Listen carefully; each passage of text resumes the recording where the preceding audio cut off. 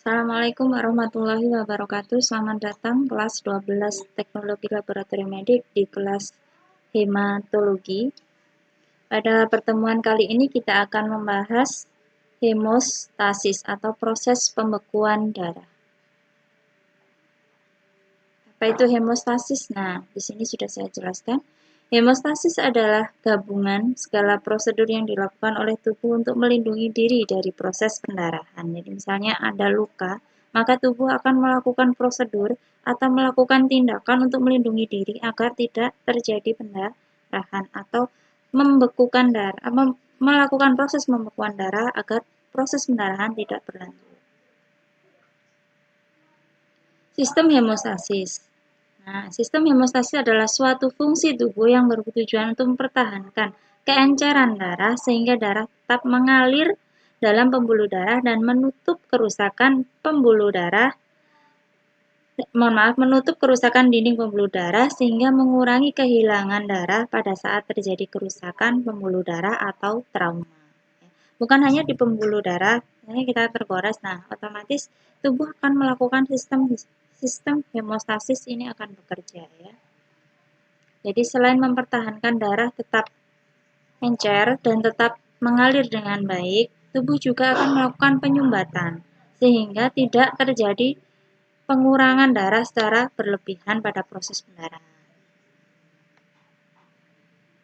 Baik, sel yang berperan pada proses pembekuan darah adalah trombosit. Nah, trombosit di sini adalah, di situ sudah saya jelaskan juga, yaitu fragmen yang berbentuk cakram dari sitoplasma megakariosit yang memiliki panjang kira-kira 1,5 sampai 3,5 mikrometer.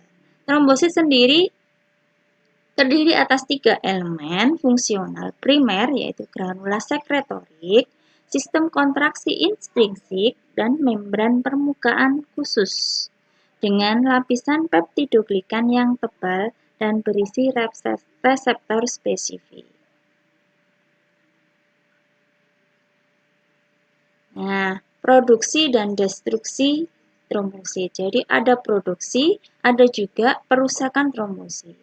Trombosit dilepaskan ke dalam sinusoid sumsum tulang. Jadi trombosit diproduksi di dalam sumsum tulang ya, sebagai fragmen sitoplasma yang disebut protrombosit. Awalnya dia berbentuk protrombosit. Benang trombosit tersebut kemudian menjadi individual. Ya, dia diferensiasi menjadi trombopoietin. Trombopoietin mengatur produksi trombosit melalui interaksinya dengan reseptor pada megakariosit. Sirkulasi trombosit bersifat konstan dan meningkat apabila terjadi pendarahan. Nah, otomatis pada proses pada trauma atau pendarahan ini terjadi proses peningkatan trombosit karena trombositnya banyak yang dirusak atau dilakukan penghancuran trombosit untuk menutup luka. Umur trombosit itu sendiri sekitar 8-12 hari. Sedangkan trombosit yang sudah tua itu dihancurkan di dalam sumsum tulang, selain dihancurkan di hati dan di ginjal. Jadi trombosit kalau sudah tua ini didestruksi atau dihancurkan. Selanjutnya, kelainan jumlah trombosit. Ada trombositosis, ada juga trombositopenia. Kalau trombositosis berarti ada peningkatan dari trombosit. Berapa Bu? Sampai jumlahnya tidak terbatas. Di situ saja saya bisa mencapai 1.500.000 per milimeter kubik. Padahal nilai trombosit itu sendiri sekitar 150.000 sampai 400.000. Tapi kalau terjadi trombositosis, ada peningkatan dari trombosit. Apa dengan trombositopenia? Di sini, trombositopenia itu sendiri berarti kekurangan trombosit. Contohnya pada kasus demam berdarah dengue, karena di situ ada pendarahan atau perusakan dari pendarahan di dalam tubuh, maka dari itu dia trombosit juga berperan ya, karena dia merupakan salah satu sel pembekuan darah. Makanya pada kasus DBD trombosit menurun karena pada kasus DBD ini virusnya merusak sel-sel darah, terutama sel darah merah. Jadi terjadi pendarahan di bawah kulit. Jadi kenapa kok pasien DBD mengalami penurunan trombosit? Nah, dari situ ya. Nah, faktor-faktor yang mempengaruhi fibrinolisis ya, faktor-faktor. Nah, ini ada usia, perokok ya, perokok berat ya, stres oksidatif dan antioksidan tinggi, dan aktivitas fisik. Jadi misalnya proses pembekuan darah pada anak-anak dan orang dewasa ini cenderung cepat ya, beda dengan orang yang lebih tua. Kalau orang yang sudah lanjut usia ini biasanya sudah rentan. Nah, dan proses pembekuan darah ini bisa menjadi lama karena apa? Karena mungkin ada banyak gejala-gejala penyakit kronik ya yang menyebabkan penurunan dari fungsi hati dalam memproduksi sel-sel darah.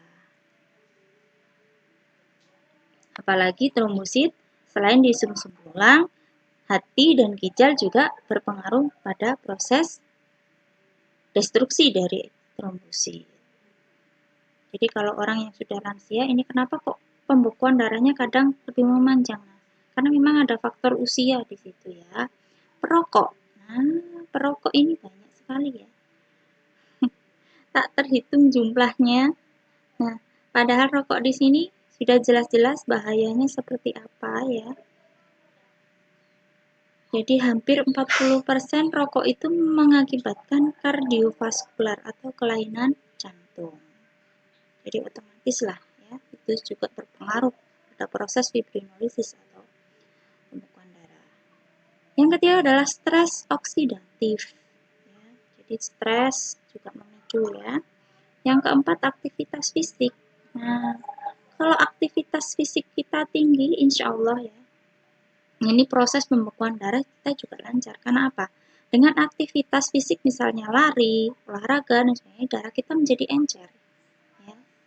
Jadi tidak monoton harus diam di rumah, atau olahraga di rumah juga bisa, atau aktivitas fisik di rumah juga bisa. Jadi kenapa olahraga itu bagus untuk tubuh kita? Cuman harus diingat kalau olahraga juga harus memperhatikan jangan sampai olahraganya salah, misalnya tanpa pemanasan dan sebagainya ya.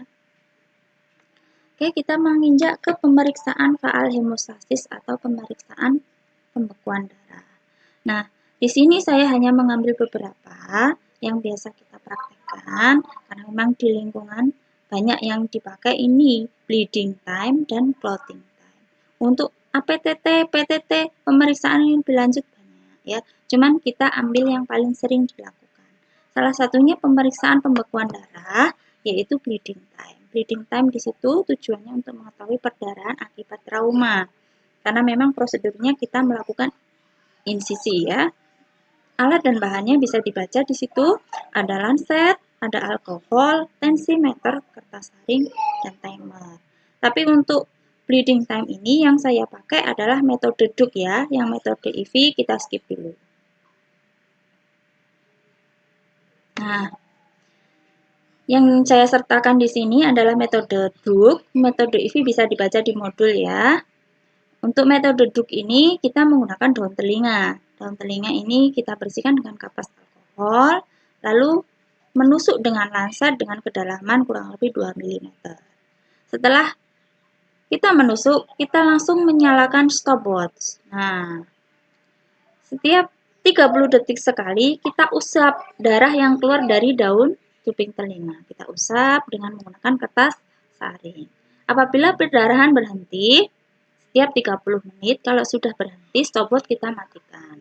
Nah, di situ kita bisa melihat dari tetesan yang ada di kertas saring itu tadi, dan kita bisa menentukan berapa menit perdarahannya.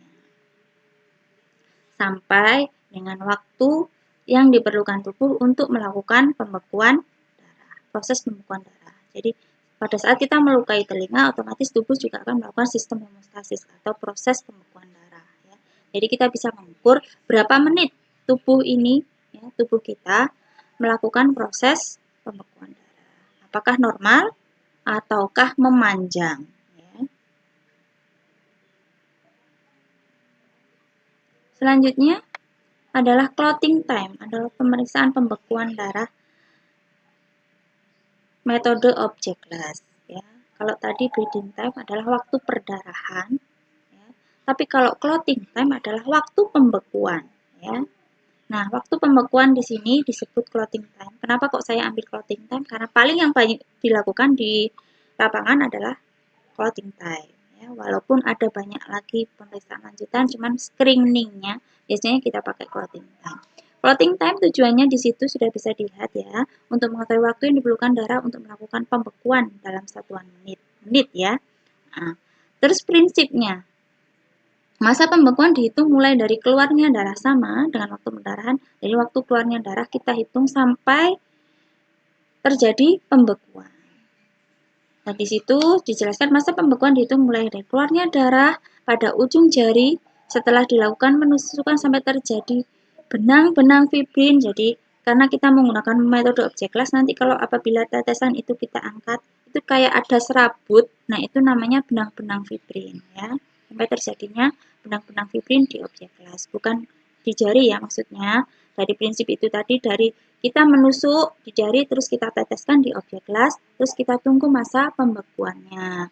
Dan bila kita angkat, misalnya dari bekuan darah itu terlihat benang-benang fibrin atau seperti serabut. Ya. Kita mengangkatnya bisa pakai lidi atau bisa pakai batang pengadu.